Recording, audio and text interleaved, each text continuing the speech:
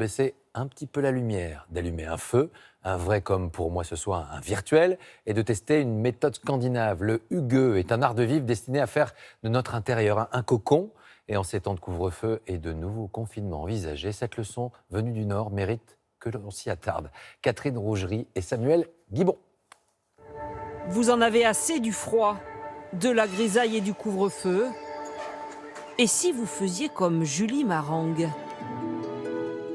Cette patronne d'hôtel au chômage forcé a trouvé comment gagner en sérénité. Je suis à la maison très tôt par la force des choses et je me crée ma petite ambiance pour la soirée. J'allume toutes mes bougies pour me créer une petite atmosphère réconfortante. Et c'est mon petit rituel maintenant du soir quand j'arrive à la maison.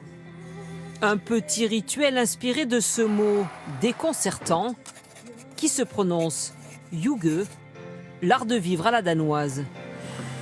Lumière tamisée, couverture, musique douce pour créer une atmosphère chaleureuse. Ou comment faire de l'ordinaire un enchantement.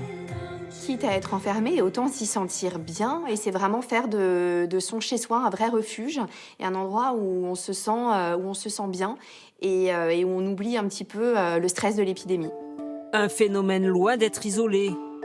Sur les réseaux sociaux, des dizaines et des dizaines de clichés exposent ce mode de vie à la danoise, entre accessoires confort et décoration d'intérieur. Un engouement sur lequel surfe cette enseigne danoise. En rayon, des centaines d'objets en matière naturelle pour décorer ou occuper ses longues soirées. On a par exemple toutes les pelotes de fil dans toutes les couleurs possibles pour tricoter soi-même une paire de chaussettes ou une écharpe. Le tout à prix cassé.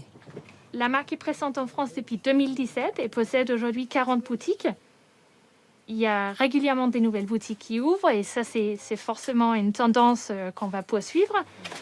Et puis, tous les mois, il y a des nouveaux marchés qui ouvrent sur le web.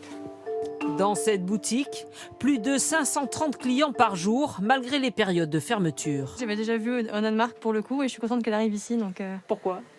Parce que je trouve que ce qu'ils font est sympa et ça fait beaucoup d'options de petites décos à pas cher. On trouvait plein de petits accessoires, donc on a plutôt tendance d'ailleurs à acheter un peu plus que ce dont on avait besoin au départ.